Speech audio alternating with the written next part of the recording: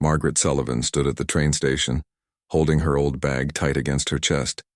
Her hands were shaking, but not from the cold wind that swept across the platform. She was 32 years old, and according to everyone back in Boston, her life was already over. The train whistle blew one last time as the locomotive started pulling away from the station. Through one of the windows, Margaret caught a glimpse of her sister-in-law, Catherine. The woman was smiling. Not a kind smile, but the satisfied smirk of someone who had just gotten exactly what she wanted. Margaret felt her stomach twist as the train disappeared into the distance, taking with it the last connection to the only home she had ever known. She turned away and looked around the small Wyoming station. It was nothing like Boston. Everything here was dusty and simple, with wooden buildings that looked like they might blow away in a strong wind. A few people milled about, but none of them paid her any attention. She was alone, truly alone for the first time in her life. Margaret's mind drifted back to 3 weeks ago when her brother Thomas had called her into his study. She had known something was wrong the moment she saw his face. He had that look he always got when he was about to do something he knew was cruel, but had convinced himself was necessary. "I've arranged a marriage for you," he had said, not even bothering to look at her as he spoke. "A rancher in Wyoming needs a wife. You'll leave on the 15th. Margaret had felt the floor shift beneath her feet. "Thomas, you can't be serious." "I don't even know this man. Does it matter?"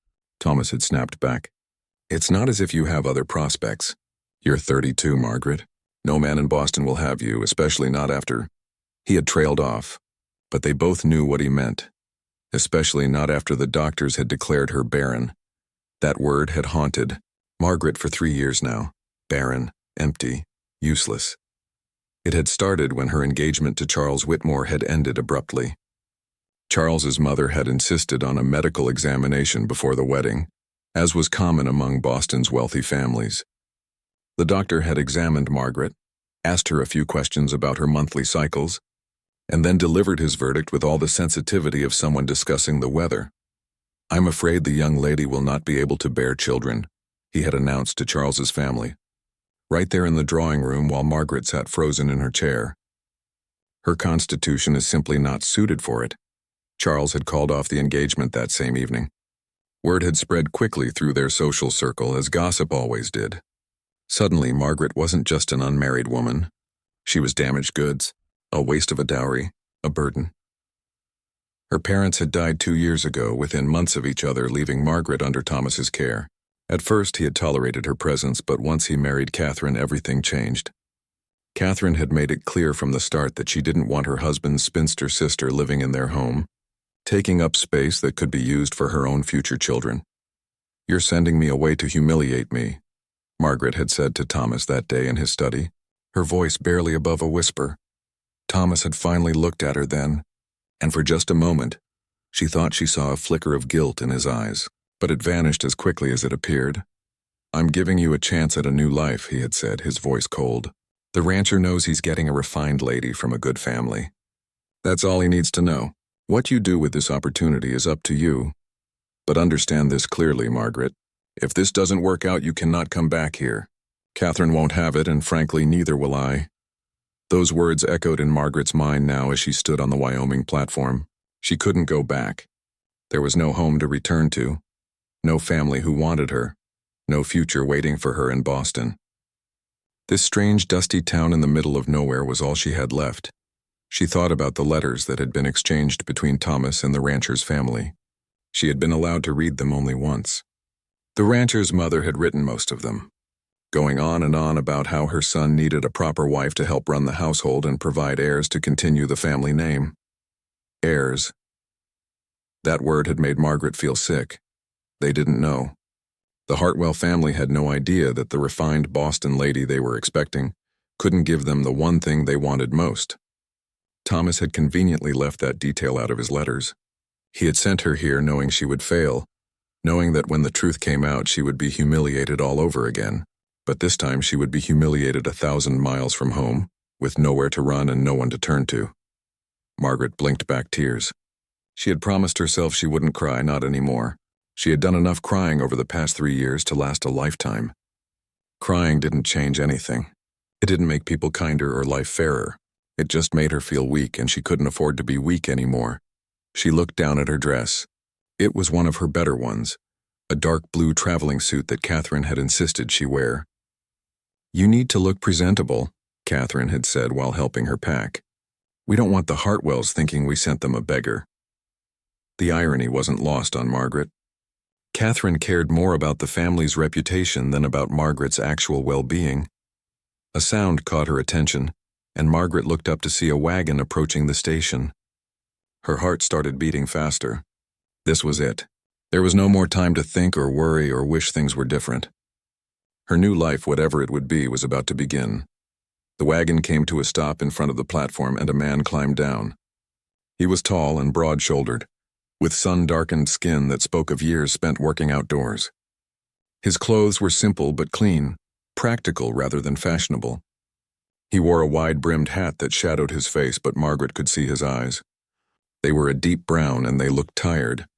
Not physically tired, but tired in the way that came from carrying heavy burdens for too long. This was James Hartwell, her husband, or at least he would be in a few days once they made it official at the local church. James looked at her for a long moment, and Margaret felt herself being assessed. She knew what he was seeing. She was too thin, her cheekbones too prominent. There were lines around her eyes that shouldn't be there on a woman her age, and her dark hair was already streaking with silver at the temples. She didn't look like the young, healthy bride his mother had probably promised him. "Miss Sullivan," his voice was deep and quiet. "Yes?" Margaret's own voice came out steadier than she expected. "Mr. Hartwell?" He nodded and reached for her bag. "We should get going. It's a 2-hour ride to the ranch."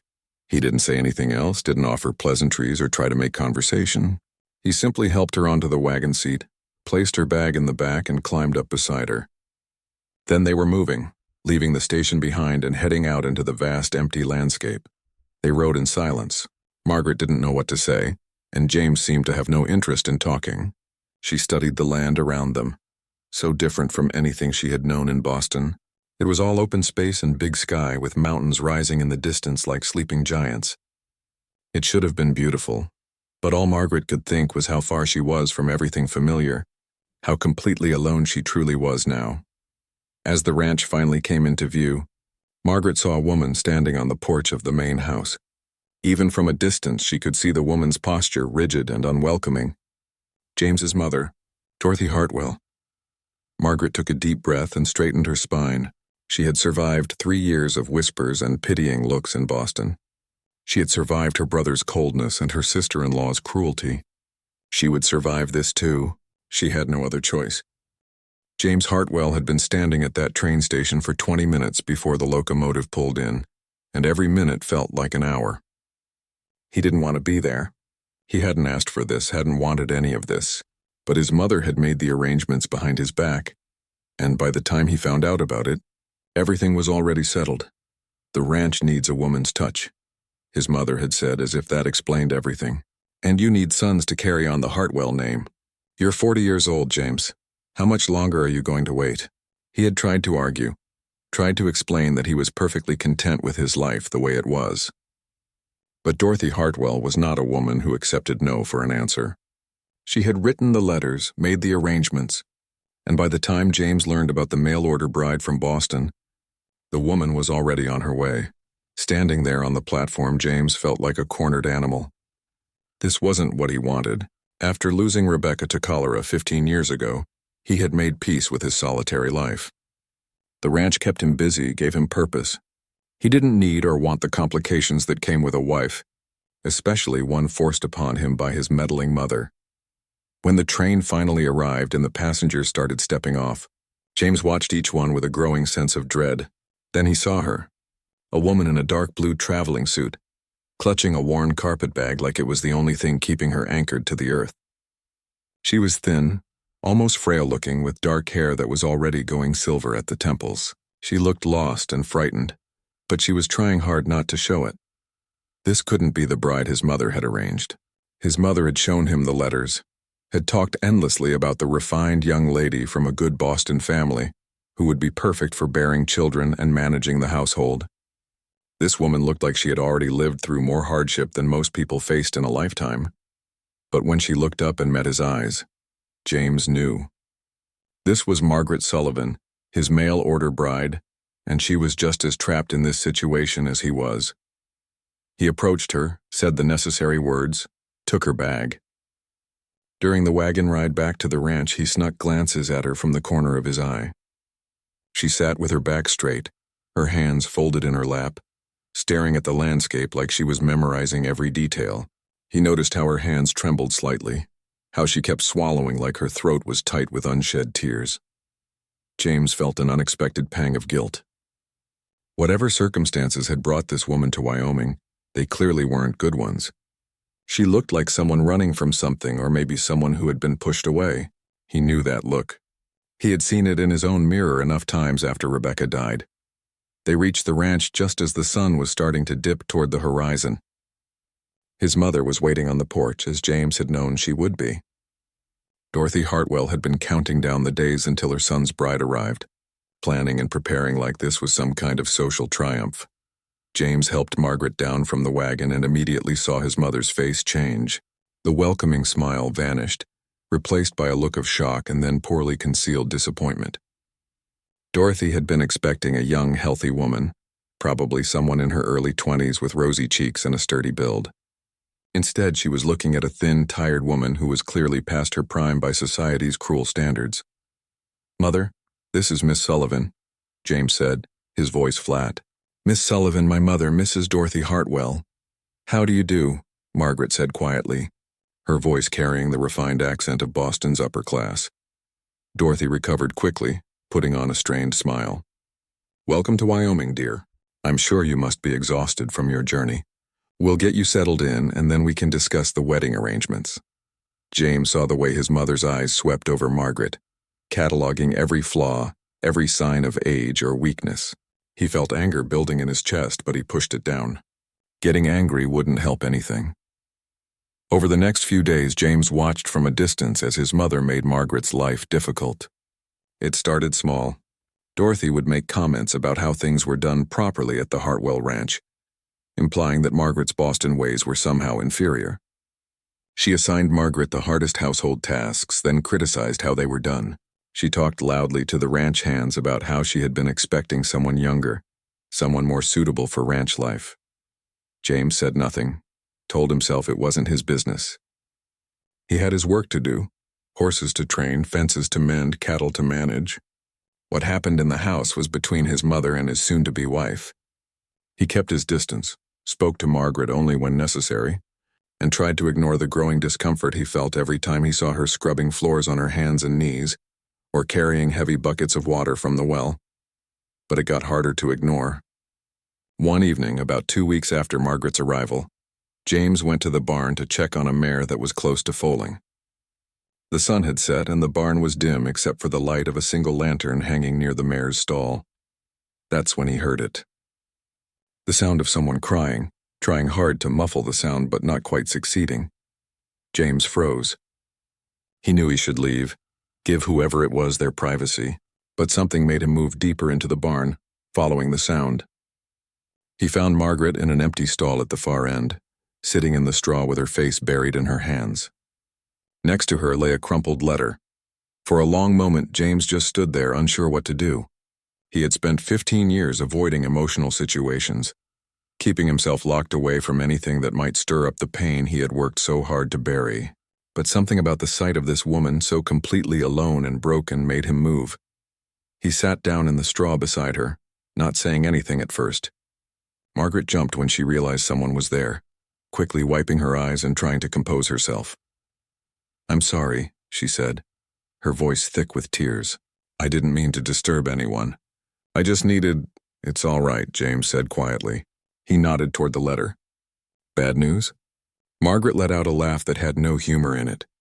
"My brother, just making sure I understand that I can never come back to Boston, as if I didn't already know that." They sat in silence for a while, then James found himself talking, saying things he hadn't said out loud in years. "My mother arranged this marriage without telling me," he said, staring at his hands. "Didn't ask what I wanted, didn't care. She just decided it was time for me to have a wife and produce some heirs, so she made it happen." Margaret looked at him, really looked at him for the first time since she had arrived. You didn't want to marry me. I didn't want to marry anyone, James admitted. Nothing personal. I'm content with my life the way it is. Or I was. I'm sorry, Margaret said softly. If I had known, if I'd had any choice in the matter, I wouldn't have come. My brother arranged everything. He wanted me gone, and this was his solution. James picked up a piece of straw, turning it over in his fingers. Seems like neither of us had much say in this. No, Margaret agreed. We didn't. They sat there in the barn as darkness fell completely outside, two people who had been forced together by circumstances beyond their control. James thought about the future that stretched ahead of them, this marriage that neither of them wanted, this life they would have to build together whether they liked it or not. My mother's expecting grandchildren, James said after a while. That's really what this is all about for her. She wants the Hartwell name to continue. He saw Margaret stiffen, saw something that looked like pain flash across her face. But before he could ask about it, she stood up, brushing straw from her skirt. I should get back to the house, she said, her voice carefully neutral. Thank you for sitting with me. James watched her go, the lantern light casting her shadow long and thin across the barn floor. Something about her reaction to his comment about children bothered him, but he couldn't quite put his finger on what it was. He picked up the letter she had left behind and glanced at it. The words were cold and formal, written by someone who wanted to make absolutely sure the recipient understood they were not welcome to return. James felt anger rise in his chest again, stronger this time. What kind of family sent their daughter away like this? Treated her like she was disposable. He folded the letter carefully and put it in his pocket. He would give it back to her later. For now, he had some thinking to do about this marriage he hadn't wanted, and the woman who had been forced into it just as much as he had. The wedding ceremony was small and cold, held in the local church with only a handful of witnesses. Dorothy Hartwell had invited several neighbors, more to show off her son's new bride than out of any sense of celebration. Margaret stood next to James in her best dress, speaking the vows that would bind her to this stranger forever, and felt absolutely nothing. No joy, no fear, just a hollow emptiness where her future used to be. After the ceremony, Dorothy threw a small reception at the ranch. Margaret met the neighbors, shook hands, smiled when expected to, and endured the curious stares and whispered conversations. She heard the words even when people thought she couldn't. Older than I expected. Rather plain, isn't she? Wonder if she's up to ranch life. And worst of all, from Dorothy herself, speaking to a neighbor woman in what she thought was a quiet voice. Well, we'll see if she's capable of giving us grandchildren. That's all that really matters, isn't it? Margaret felt each word like a physical blow, but she kept her face calm and her smile in place. She had learned long ago how to hide what she was feeling, how to survive in rooms where people talked about her like she wasn't there. The days that followed the wedding fell into a brutal rhythm. Dorothy woke Margaret before dawn with a long list of tasks. Scrub the floors, wash the linens, prepare 3 meals a day for the ranch hands, tend the garden, mend the clothes, clean the stables. The work was endless and exhausting, far more than one person could reasonably be expected to do. Margaret's hands, which had once been soft and used only for embroidery and playing piano, became raw and calloused. Her back ached constantly from bending over scrub brushes and washtubs. She fell into bed each night so exhausted she could barely move, only to be woken a few hours later to start all over again. And through it all, Dorothy criticized everything. The floors weren't clean enough. The meals were too bland or too salty. The garden rows were crooked. The mending wasn't neat. Nothing Margaret did was ever good enough. The ranch hands didn't help matters. They weren't cruel exactly, but they weren't kind either. They talked around her like she was furniture, making jokes she wasn't meant to understand, discussing their opinions about the new Mrs. Hartwell when they thought she couldn't hear. Boss's mother really did a number on him with this one, she heard. One of the younger hands say to another while she was hanging laundry. Poor fellow probably thought he was getting a proper wife. She looks like a strong wind would blow her away, another responded. Don't know how she's supposed to run a household and pop out babies looking like that. Margaret's hands had frozen on the sheet she was hanging, but she forced herself to keep working. She wouldn't give them the satisfaction of knowing their words had landed. James, for his part, remained distant. He was polite when they crossed paths, nodded to her at meals but made no effort to actually talk to her or spend time with her. They were married, shared a last name, but they were strangers living parallel lives that barely touched. Dorothy, sensing that her son wasn't becoming attached to his new wife, increased her campaign of cruelty. She started inviting a young widow from town, a woman named Helen Foster, to dinner several times a week. Helen was everything Margaret wasn't: young, pretty, robust, and widowed with 2 small children, which proved her ability to bear healthy offspring. Helen's late husband left her the mercantile in town, Dorothy would say loudly during these dinners, while Margaret served the food. Such a shame, leaving a woman so young and capable all alone. Don't you think so, James? James would grunt non-committally and continue eating, seemingly oblivious to his mother's matchmaking attempts. But Margaret noticed. She saw the way Dorothy positioned Helen next to James, the way she steered conversations to highlight Helen's domestic skills and her children's good behavior. The message was clear. This is the kind of woman you should have married. Margaret told herself she didn't care. This was a marriage of convenience that neither of them had wanted. If James preferred Helen Foster's company to hers, that was his business. But late at night, lying in the small bedroom that was hers alone, James had his own room down the hall, Margaret sometimes allowed herself to feel the full weight of her situation. She was trapped. She couldn't go back to Boston. Her brother had made that abundantly clear. She had no money of her own, no way to leave even if she wanted to. And she was tied for life to a man who barely looked at her, and a mother-in-law who seemed to take genuine pleasure in making her miserable. The worst part was the constant reminder of why she was really here. Every time Dorothy mentioned grandchildren, every time the ranch hands talked about the future of the Hartwell Ranch, Margaret felt the shame wash over her again. They didn't know yet. They didn't know that she could never give them what they wanted, that she was fundamentally broken in the one way that mattered most to them. It was only a matter of time before they found out. And then what? Would they send her away? Where would she go? What would become of her? One particularly difficult day, about 6 weeks after the wedding, Margaret reached her breaking point. Dorothy had criticized her cooking at lunch, making loud comments about how even simple stew was apparently too complicated for some people. Then one of the ranch hands had made a joke about hoping the boss's wife was better at other wifely duties than she was at cooking. And the other men had laughed. Margaret had excused herself, walked calmly to the barn, and once she was alone, allowed herself to cry. She sank down into the straw in that same empty stall where James had found her before and let the tears come. She cried for the life she had lost, for the future she would never have, for the loneliness that seemed to swallow her whole. She pulled out the letter from her brother that she still carried with her, reading it again even though she had it memorized. The words were just as cold as they had been the first time. You are not to return under any circumstances. Catherine and I are starting our own family, and your presence would be an uncomfortable reminder of failure. Make the best of your situation in Wyoming. It's more than you deserve. That brother of yours is a real piece of work. Margaret's head shot up. James was standing at the entrance to the stall, and from the expression on his face, he had been there long enough to see her reading the letter.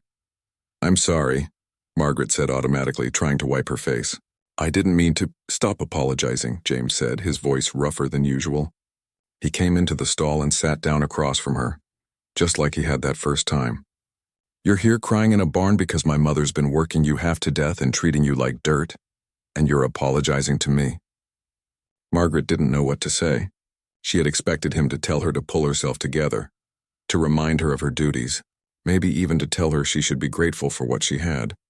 Instead, James looked at her with something that might have been respect. You're tougher than you look, he said quietly. Most women would have broken by now with the way my mother's been treating you. I don't have anywhere else to go, Margaret said, her voice barely above a whisper.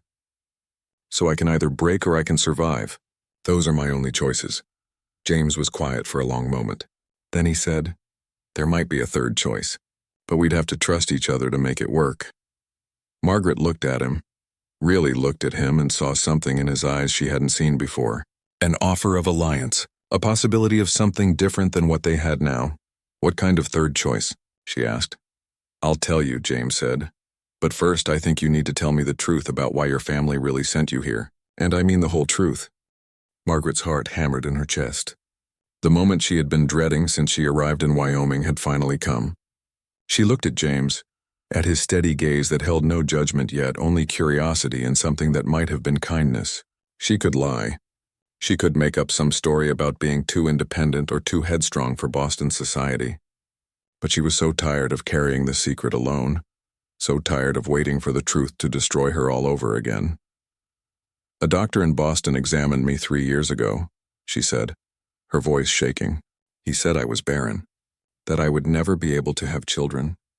My fiancé called off our engagement immediately, and after that no man would consider marrying me. I became an embarrassment to my family.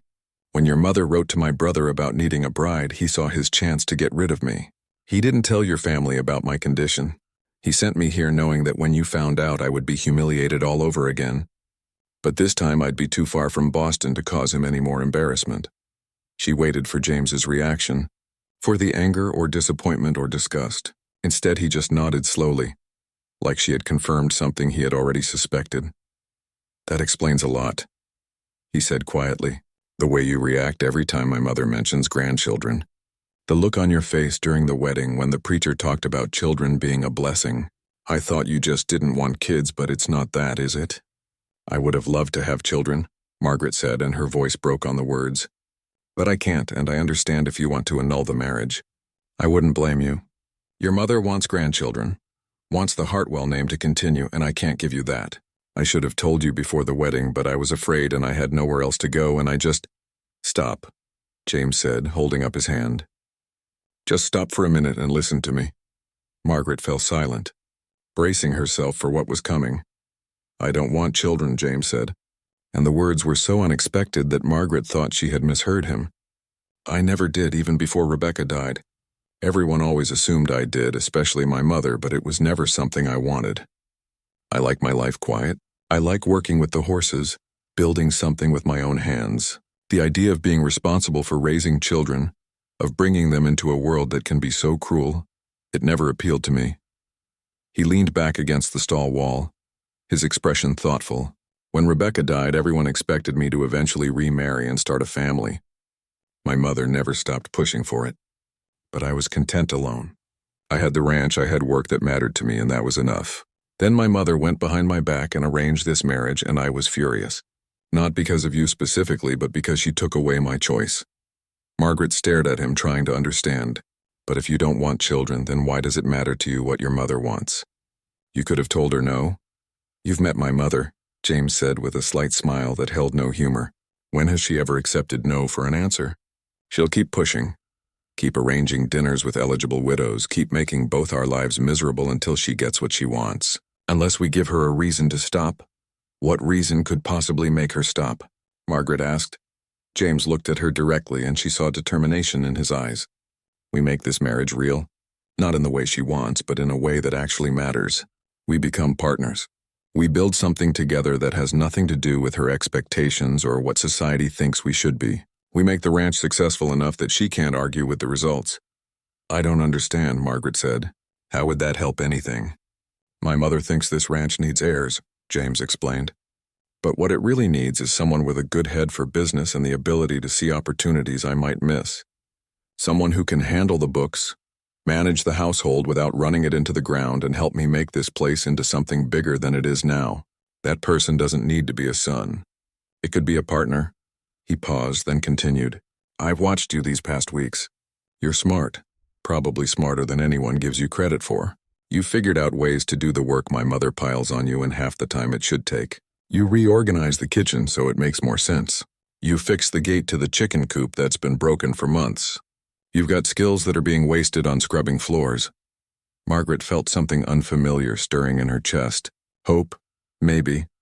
Or just the smallest possibility that her life might not be completely over. "What exactly are you proposing?" "A real partnership," James said. "You help me run this ranch. I teach you about the horses and the cattle. You bring your organizational skills and whatever else you're good at. We make this place profitable enough that my mother can't complain. And we do it our way, not hers." "And what about when she realizes there are no grandchildren coming?" Margaret asked. "We'll deal with that when we have to," James said.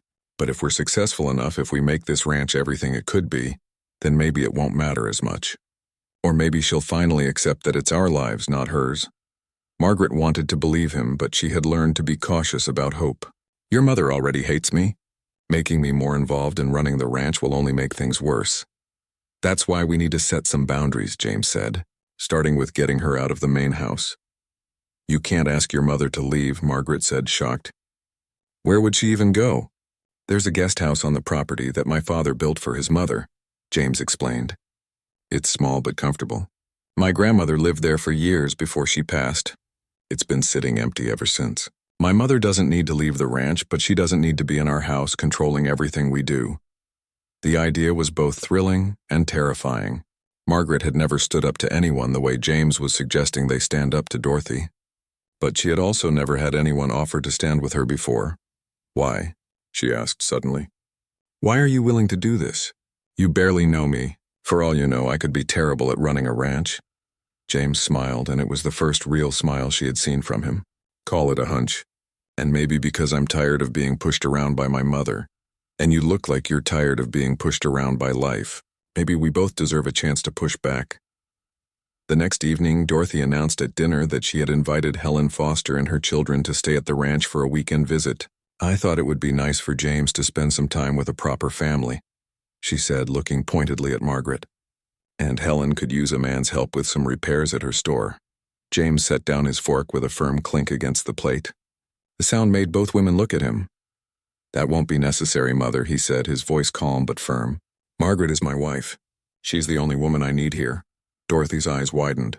James, I was only trying to— I know what you were trying to do, James interrupted. And it stops now. This is my house, my marriage, and my life. I've let you run things for too long, but that's over. How dare you speak to me this way? Dorothy's face was turning red. After everything I've done for you, all the sacrifices I've made. Then maybe it's time for you to stop sacrificing and start living your own life, James said. I'm having the guest house prepared for you. You can move in by the end of the week. The silence that followed was deafening. Margaret sat frozen, unable to believe what was happening. Dorothy stood up so fast her chair fell backward. This is her doing, Dorothy hissed, pointing at Margaret. She's turned you against your own mother. No, James said, standing as well. This is my doing. I should have done it years ago. You'll still be on the ranch. Still part of this family, but Margaret and I need space to build our own life. That's not negotiable. Dorothy looked between them, her expression shifting from anger to something that might have been hurt. For a moment, Margaret almost felt sorry for her. Then Dorothy's face hardened. You'll regret this, she said coldly. Both of you. When there are no children to carry on the Hartwell name, when this ranch falls apart because you're too proud to accept help, you'll regret it. She stormed out of the room, leaving James and Margaret alone. James sat back down and picked up his fork like nothing had happened. But Margaret could see his hand shaking slightly. Are you all right? She asked quietly. I will be, James said. Are you? Margaret thought about it. For the first time since arriving in Wyoming, she didn't feel alone. She had an ally now, unexpected and imperfect, but real. Yes, she said. I think I am. The first snow came early that year, blanketing the ranch in white and transforming the landscape into something beautiful and harsh at the same time. Dorothy had moved into the guest house 2 weeks earlier, leaving with cold silence and wounded dignity. The main house felt different without her constant presence, lighter somehow, like a weight had been lifted from the walls themselves. With Dorothy gone, Margaret and James fell into a new rhythm. Each morning they had coffee together before. The sun came up, planning the day's work in quiet conversation. James taught Margaret about the horses, showing her how to read their moods, how to approach them without fear. She had a natural gentleness that the animals responded to, and watching her work with a nervous mare or a skittish colt, James found himself smiling more than he had in years. Margaret, in turn, took over the ranch's financial records. What she found was a mess of disorganized receipts, missed payments, and lost opportunities. She spent 3 days going through everything, making notes, asking James questions about expenses and income. When she finally presented her findings, James was shocked. We've been losing money for 2 years? He asked, staring at the neat columns of numbers she had written out. Not losing exactly, Margaret explained. but not making as much as you could be. You're selling your horses too cheaply, and you're buying feed at prices that are higher than they should be. I found a supplier 2 towns over who can deliver for 30% less than what you're paying now." James looked at her with newfound respect. "How did you figure all this out?" "My father owned a shipping company," Margaret said. "Before he died, I used to help him with the books. My mother thought it was unladylike, but my father said I had a good mind for numbers." She smiled sadly. That was before everything fell apart. Over the following weeks, Margaret continued to find ways to save money and increase profits. She negotiated better prices with suppliers, found new buyers for their horses willing to pay fair market value, and organized the ranch operations in ways that made everything run more smoothly. The ranch hands, who had initially dismissed her, began to come to her with questions and problems. She treated them with respect and fairness, and slowly they returned it. As autumn turned to winter, something else began to change too. The partnership that James had proposed was growing into something neither of them had expected. It started small, with James bringing Margaret coffee while she worked on the books late into the evening, with Margaret mending James's torn jacket without being asked, adding small decorative stitches just because she thought they looked nice, with shared looks across the dinner table when one of the ranch hands told a particularly bad joke. One cold morning, James was teaching Margaret to ride. She had been afraid of horses her whole life, but she trusted James enough to try. He stood, close to her, his hands steadying her as she learned to mount, his voice calm and encouraging as she nervously held the reins. "You're doing great," he said, and the pride in his voice made Margaret's heart flutter in a way that had nothing to do with fear. "Just keep your heels down and your back straight. That's it." When she finally managed to ride a full circle around the corral without help, James's grin was so wide it transformed his usually serious face. Margaret felt a rush of joy that was about more than just learning to ride. It was about someone believing in her, someone seeing her accomplish something and being genuinely happy for her. The ranch hands noticed the change too. They saw the way James watched Margaret when she wasn't looking, the way his expression softened whenever she entered a room. They saw how Margaret had started smiling more, how she laughed at James's dry humor, how she always made sure his favorite meal was served on days when he had to work extra hard. "Boss is sweet on his wife," one of the younger hands observed to another while they were mucking out stalls. "About time," the older man replied. "Never seen him this happy, not even before he lost his first wife. This one's good for him." As December approached, James surprised Margaret with a gift. He led her to the barn one evening after dinner, refusing to tell her why. When they got there, he pointed to a stall where a beautiful gray mare stood with her newborn foal. "She's yours," James said. "Both of them. The mare's name is Silver, and you can name the foal whatever you want. I thought you could train him yourself from the start. He'll be your project." Margaret stared at the horses, overwhelmed. No one had ever given her anything like this before. Not a possession to show off or a gift meant to impress others, but something that said, "I see what you're capable of. I believe in you. Here's a chance to prove it to yourself."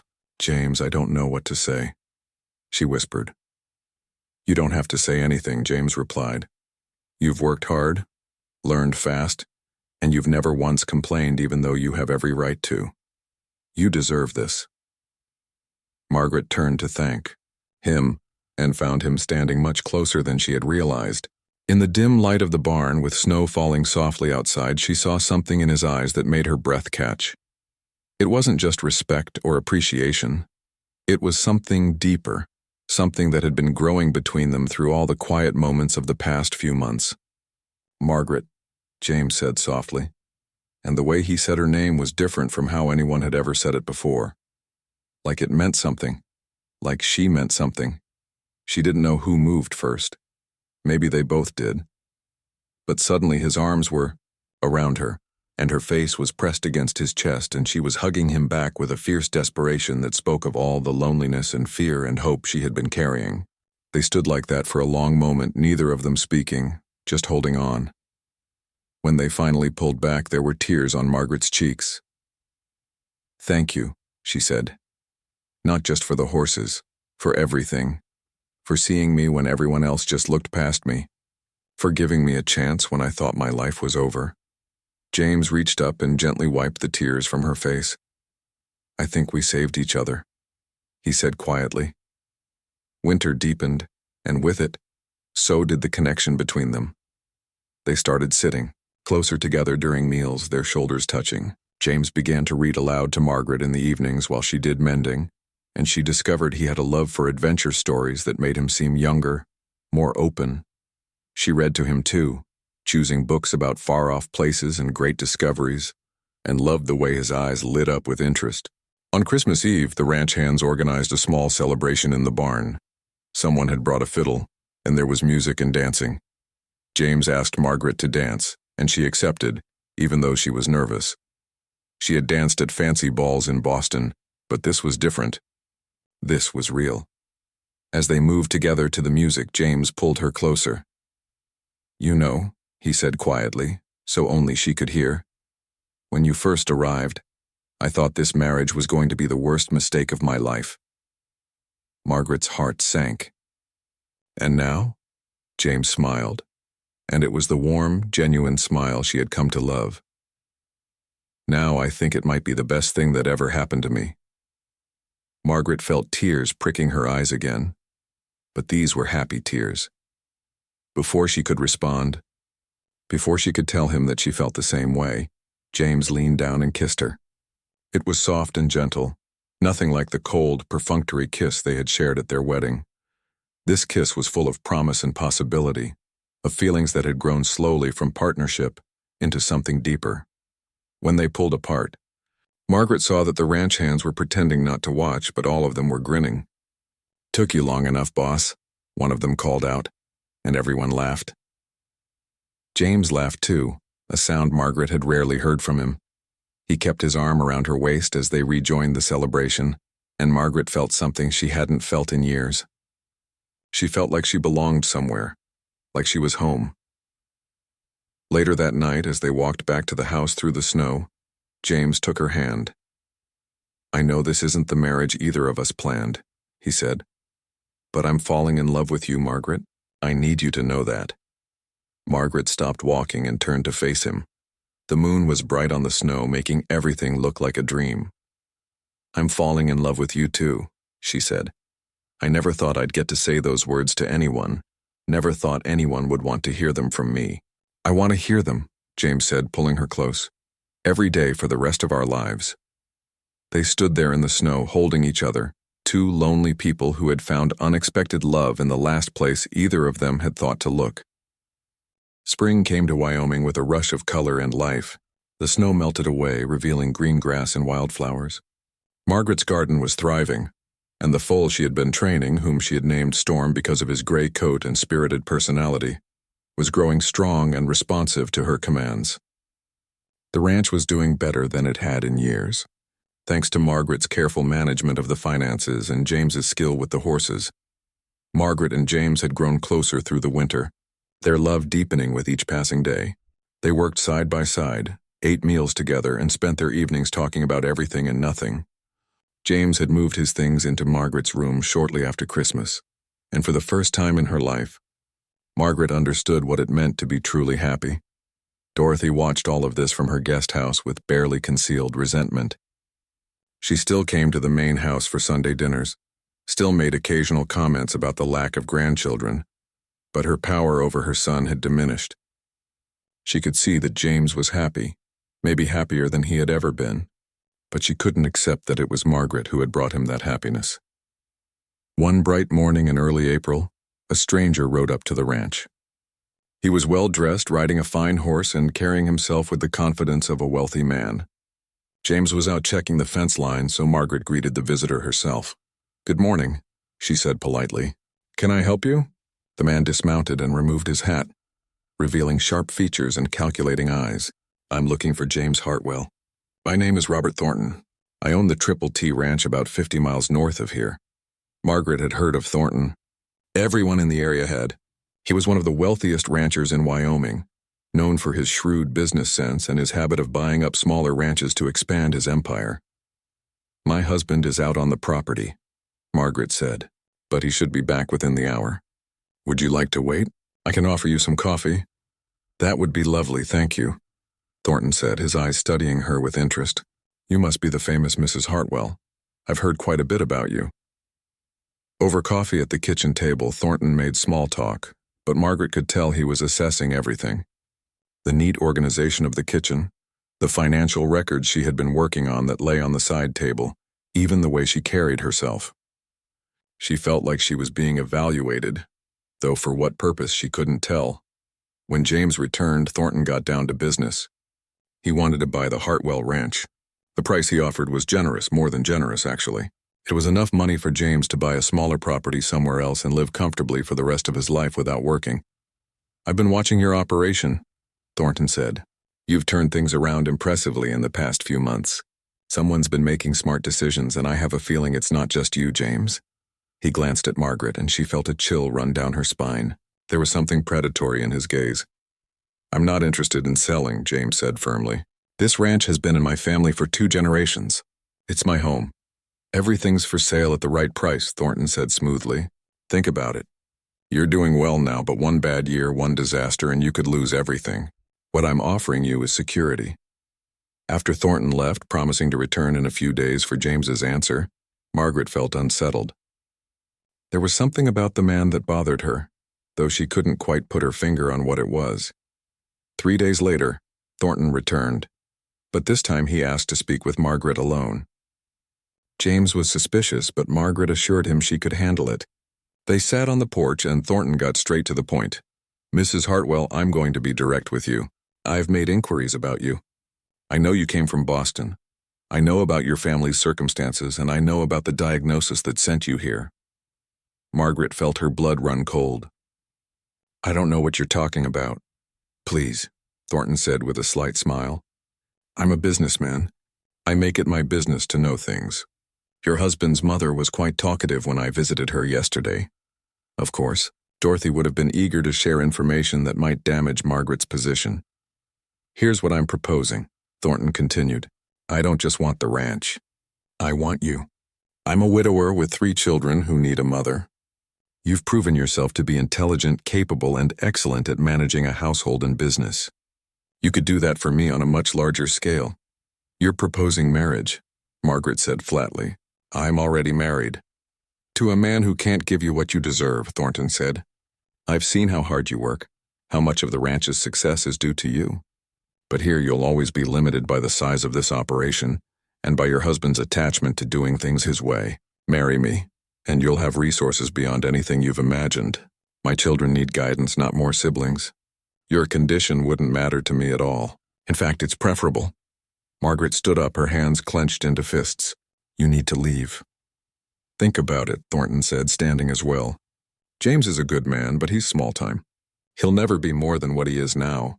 You could have influence, real power, and wouldn't it be better to be somewhere you're actually needed for your mind, rather than just tolerated because you can't provide the one thing his family really wanted from you? The words struck deep because they touched on Margaret's deepest fear.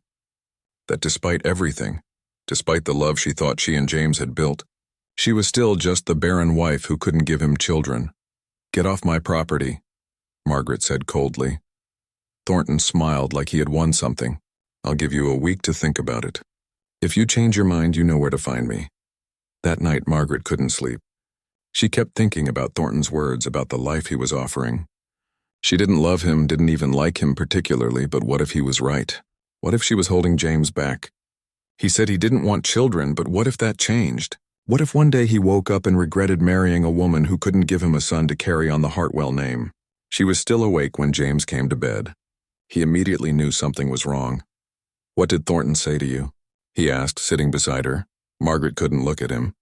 He offered to buy the ranch. He also offered to marry me himself. She felt James stiffen beside her. He what? He knows about my condition, Margaret said quietly. Your mother told him. He said it doesn't matter to him because he already has children. He just needs someone to manage his household and raise them. There was a long silence. Then James said, his voice tight, Do you want to accept? The question hurt. Do you want me to? I asked you first. Margaret finally turned to look at him and saw something in his eyes she had never seen before. Fear. Real, genuine fear.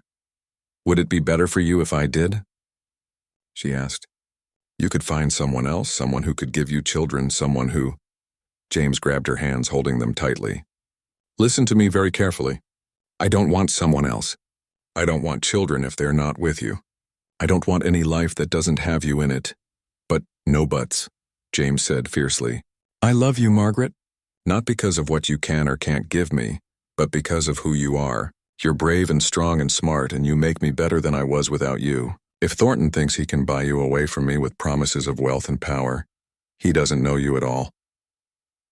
Tears were streaming down Margaret's face. I love you too. So much it scares me sometimes. I just don't want you to wake up one day and regret choosing me. James pulled her into his arms, holding her like he was afraid she might disappear. The only thing I'd ever regret is letting you go. You're not just my wife, Margaret. You're my partner, my best friend, the person I want to wake up next to every morning for the rest of my life. Thornton can take his offer and go straight to hell. Margaret laughed through her tears, burying her face in James's chest. I'm not going anywhere, she whispered. This is my home. You're my home. They held each other as the night deepened around them. Two people who had found in each other something neither had been looking for, but both desperately needed. Summer arrived with its full heat, and life on the ranch settled into a peaceful rhythm. Thornton had come back once more for his answer, and James had delivered it firmly and without room for negotiation. The ranch was not for sale, and neither was his wife. Thornton had left with barely concealed anger, but there was nothing he could do. The Hartwells had made their choice. Margaret threw herself into her work with renewed energy. She expanded the vegetable garden, started a small orchard, and continued to train Storm, who was developing into a magnificent horse. The ranch hands respected her completely now, often coming to her first with problems or questions. Even Dorothy had softened slightly, though she still made occasional pointed comments about the lack of grandchildren. It was mid-June when Margaret first noticed something was wrong. She woke up feeling queasy, barely making it to the basin before being sick. She assumed it was something she had eaten, but when it happened again the next morning and the morning after that, she began to worry. Maybe she had caught some illness from one of the ranch hands, or perhaps the heat was affecting her more than she realized. By the end of the week, Margaret was exhausted all the time, falling asleep right after dinner and struggling to wake up in the mornings. James noticed and insisted she rest, taking over some of her tasks despite her protests. The nausea continued, and she found herself unable to eat many of the foods she normally enjoyed. The smell of coffee, which she had always loved, suddenly made her stomach turn. I think you should see a doctor, James said one evening, his face creased with worry. This has been going on too long to be just a stomach bug. The doctor is away visiting his daughter in Denver, Margaret reminded him. He won't be back for another 2 weeks. Then we'll get someone else, James insisted. What about that midwife in town? Mrs. Chen? I've heard she's good, Margaret agreed, mostly to ease James's worry. She didn't think it was anything serious, just her body reacting to the heat and the hard work. But James sent one of the ranch hands to town that very afternoon to fetch Mrs. Chen. The midwife arrived the next morning. She was an elderly woman with kind eyes and gentle hands who had been delivering babies and treating women's ailments in the area for over 30 years. She examined Margaret thoroughly, asking questions about her symptoms, her monthly cycles, and her general health. Margaret lay on the bed, staring at the ceiling while Mrs. Chen pressed on her stomach and listened to her heartbeat. James waited outside, pacing the hallway like a caged animal. Finally, Mrs. Chen stepped back and smiled.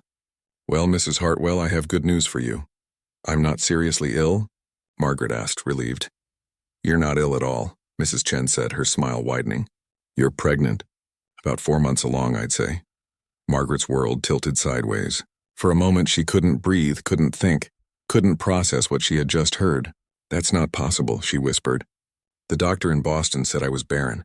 He said I could never have children. Mrs. Chen made a dismissive sound. And what tests did this Boston doctor run?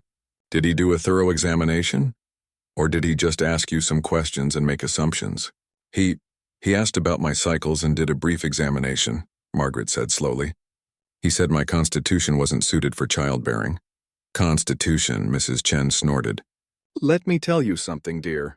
I've been doing this for a very long time, and I've learned that doctors, especially city doctors who deal with wealthy families, sometimes make diagnoses based on what they think they see, rather than what's actually there. They see a thin woman with irregular cycles and they assume she's barren. They see stress and poor health and they call it a permanent condition. She sat down on the edge of the bed and took Margaret's hand. You were under enormous stress in Boston, weren't you?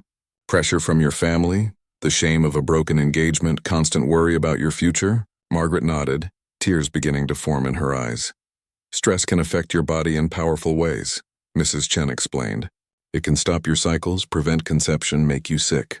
But you're not in Boston anymore. You're here, in a place where you're loved and valued. You're eating better, working hard, but in a way that makes you feel good about yourself. Your body has healed, dear. That's all. The doctor in Boston wasn't necessarily wrong about your condition then. He was just wrong about it being permanent. I'm really pregnant? Margaret asked, her voice shaking. I'm going to have a baby? You're going to have a baby, Mrs. Chen confirmed, patting her hand. In about 5 months, I'd estimate. Late November or early December. Margaret started crying in earnest then, great heaving sobs that came from somewhere deep in her soul. All the shame, all the years of being called barren and useless, all the pain of thinking she would never experience this, it all came pouring out. But mixed with the grief for what she had suffered was pure, overwhelming joy for what she had been given. Mrs. Chen held her, letting her cry, understanding in a way that only another woman could. When Margaret finally calmed down enough to speak, she asked, Can I see James now? Of course, dear, but maybe wash your face first. You don't want to scare the poor man. Margaret laughed through her tears, quickly splashing water on her face. Then Mrs. Chen opened the door and called for James. He practically ran into the room, his face pale with worry. What's wrong? What did she say? He demanded, looking between Margaret and Mrs. Chen. Nothing's wrong, Margaret said, her voice trembling. James, I'm pregnant. We're going to have a baby. James froze. His expression went completely blank, like his mind had stopped working. Then very slowly he said, What? 4 months along, Mrs. Chen said cheerfully. Healthy pregnancy from what I can tell. The baby should arrive sometime in late autumn. James looked at Margaret, then at Mrs. Chen, then back at Margaret. But the doctor said, You were told you couldn't. She was wrong, Margaret said, reaching for his hand. Or I was wrong. Or the situation was wrong. But I'm pregnant now. We're going to have a child. James sat down heavily on the bed like his legs wouldn't hold him anymore. He put his hand on Margaret's stomach, gently, reverently, like he was touching something precious and breakable. A baby, he whispered. Our baby. I thought you didn't want children, Margaret said, suddenly worried. Had this news just destroyed the life they had built together? James looked up at her and there were tears running down his face. I didn't think I did. I convinced myself I didn't because I never thought it was possible with you, and I didn't want something that would hurt you. But Margaret, this is the most incredible thing that's ever happened to me. We're going to have a family. He kissed her then, pulling her close, and Margaret felt his tears mixing with hers. Mrs. Chen quietly excused herself, closing the door behind her with a soft click. After Mrs. Chen left, James held Margaret for a long time, his hand never leaving her stomach. I can't believe this, he kept saying. I can't believe we're going to be parents. Are you happy? Margaret asked, needing to hear him say it. Happy doesn't even begin to cover it, James said. Terrified, yes. Overwhelmed, definitely. But so happy I could burst. Later that afternoon, word spread through the ranch. The hands threw an impromptu celebration, bringing out their hidden bottles of whiskey and toasting to the new life that was coming. Even Dorothy, when she heard the news, seemed genuinely pleased for the first time since Margaret had arrived. I owe you an apology, Dorothy said stiffly when she came to the main house that evening. I judged you harshly from the moment you arrived. I thought you were inadequate, that you weren't good enough for my son. I was wrong. Margaret, who had expected many things from her mother-in-law, had not expected this. Thank you, she said quietly. You've been good for James, Dorothy continued, clearly struggling with the words. Better than I ever gave you credit for. And now you're giving him something I thought he'd never have. I hope we can start fresh. It wasn't a warm reconciliation, but it was something. Margaret accepted it with grace, knowing that some relationships took time to heal. That night, as Margaret lay in bed with James's arm around her and his hand resting protectively on her stomach, she thought about the journey that had brought her here, from Boston, where she had been rejected and discarded, To this ranch in Wyoming, where she had been sent to fail and be forgotten. To this moment, lying next to the man she loved, carrying a child she had been told she could never have. "What are you thinking about?" James asked softly. "About how sometimes the worst things that happen to us lead to the best things," Margaret said. "If I hadn't been sent away, if your mother hadn't arranged this marriage, we never would have found each other." "I think about that too," James admitted. "I was so angry when it happened, but now I can't imagine my life without you." Margaret turned in his arms to face him. "I love you," she said. "I never thought I'd get to say that to anyone and mean it the way I mean it with you." "I love you too," James replied. "You and this little one were going to meet in a few months. My whole family right here in my arms." The months that followed the news of Margaret's pregnancy were some of the happiest of her life. As her body changed and grew, so did the sense of wonder and anticipation that filled the ranch. James became impossibly protective, insisting she rest more and work less, though Margaret continued to manage the ranch's finances and oversee the household. She wasn't an invalid, she reminded him regularly, just pregnant. The ranch hands built a cradle in the barn workshop, working on it during their spare time and presenting it to Margaret and James with shy pride. Dorothy, true to her word about starting fresh, began coming to the main house more often, bringing clothes she had saved from when James was a baby, and offering advice that was, for once, actually helpful rather than critical. As autumn painted the landscape in shades of gold and red, Margaret found herself thinking often about the life growing inside her. She talked to the baby constantly, telling stories about the ranch, about James, about the life they were building. James would put his hand on her stomach and feel the baby kick, his face lighting up with amazement every single time. "What should we name them?" James asked one evening as they sat on the porch watching the sunset. "I've been thinking about that," Margaret said. "If it's a girl, I'd like to name her Hope." James looked at her, understanding immediately. "Because of what she represents." "Because she represents everything I thought I'd lost," Margaret said softly. "Hope for a future, hope for happiness, hope that life could be more than just survival." "And if it's a boy?" James asked. "I thought maybe after your father," Margaret suggested. "Unless you have another preference?" James squeezed her hand. "Hope or Richard. Both perfect names for our perfect child." In late November, on a night when the first real snow of winter was falling, Margaret's labor began. James sent one of the ranch hands racing to fetch Mrs. Chen while he stayed with Margaret, holding her hand and trying not to look as terrified as he felt. Mrs. Chen arrived within an hour, calm and efficient. She examined Margaret and declared that the baby would arrive before morning. Dorothy came too, and for once her presence was welcome. She held Margaret's other hand, coaching her through the contractions, sharing stories of when she had given birth to James, making Margaret feel like she wasn't alone in this ancient, difficult work of bringing life into the world. James wanted to stay, but Mrs. Chen gently but firmly removed him from the room. "This is women's work," she said. "You can meet your child once they've arrived, but right now you'll just be in the way." So James paced the hallway, listening to Margaret's cries of pain and feeling utterly helpless. The ranch hands gathered in the barn, keeping vigil in their own way, too nervous to sleep but not wanting to crowd the house. The labor was long and difficult. As dawn approached, Margaret was exhausted, covered in sweat, certain she couldn't go on. But Mrs. Chen's voice was steady and strong, telling her she could do this, that she was almost there, that her baby was almost here. And then, as the first light of morning broke through the window, Margaret gave one final push and heard the most beautiful sound she had ever heard in her life. Her baby crying. "It's a girl," Mrs. Chen announced, quickly cleaning the baby and wrapping her in a soft blanket. "A beautiful, healthy girl." She placed the baby in Margaret's arms, and Margaret looked down at her daughter's tiny face and felt her heart expand in ways she hadn't known were possible. The baby had James's dark hair and what looked like it might be Margaret's nose. She was perfect, absolutely perfect. "Can someone get my husband?" Margaret asked, unable to look away from her daughter.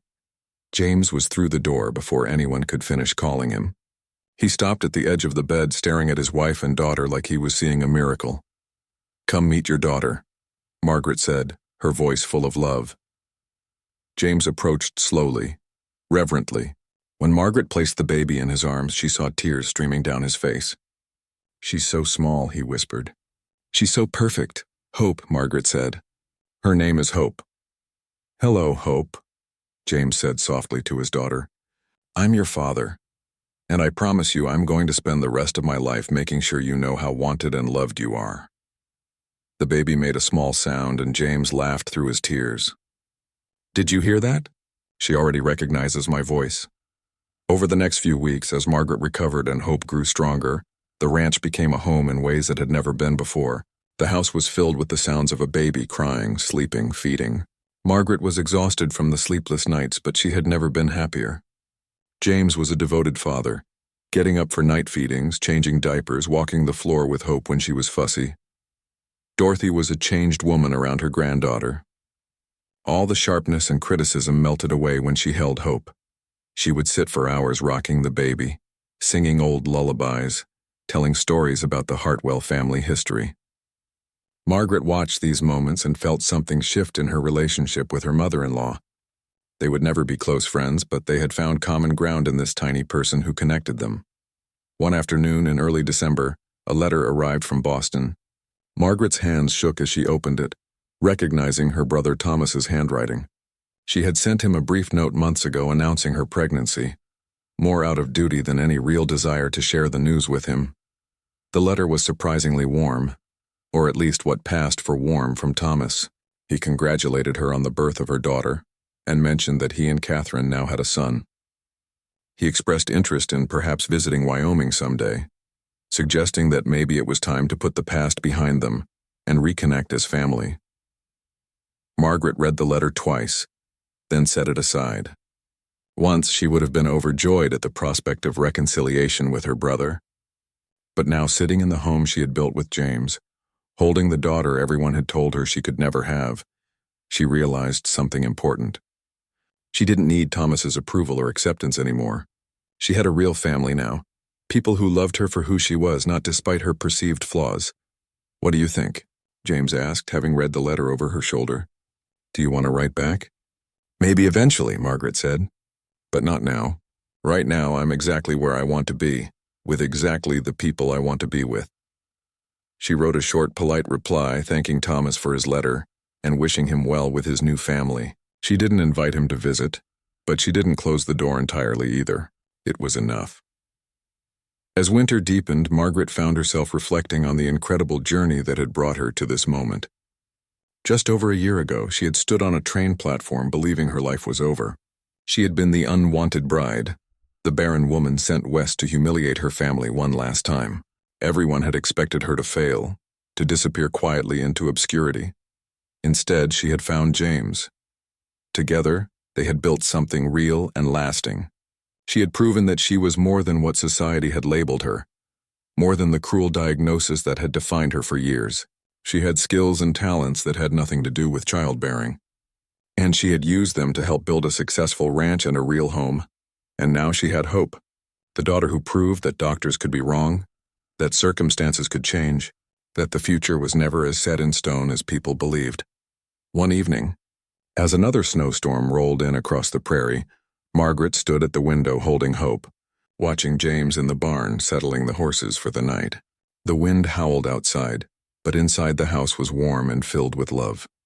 James came in stamping snow from his boots, his cheeks red from the cold. He crossed to Margaret and wrapped his arms around both her and Hope, pulling them close. "Have I told you today how much I love you?" he asked, kissing the top of Margaret's head. "Only 3 times, Margaret said with a smile. "I think you're falling behind." "Then let me make it 4, James said. "I love you, Margaret Hartwell.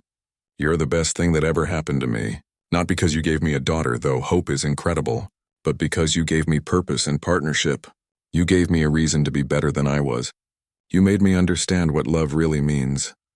Margaret turned in his arms, careful not to disturb the sleeping baby between them. "You saved me," she said quietly. "When everyone else saw me as broken or worthless, you saw me as someone worth knowing. You gave me a chance when I thought I was out of chances." "We saved each other," James corrected gently. "That's what partnership means." They stood there together as the storm raged outside, a family built from unlikely beginnings. Margaret thought about how her brother had sent her away expecting her to fail and fade into nothing. How Dorothy had been disappointed in the thin, tired woman who stepped off that train. How the ranch hands had whispered about the unsuitable wife their boss had been saddled with. But she hadn't failed. She had thrived. She had taken everything they thought made her worthless and proved them wrong. Not with anger or bitterness, but simply by being herself. By using her intelligence and determination to build a life worth living. The ranch was prospering under her management. The household ran smoothly and efficiently. Storm, the foal James had given her, had grown into a magnificent horse that buyers from 3 territories away were asking about. And now she had a daughter who would grow up knowing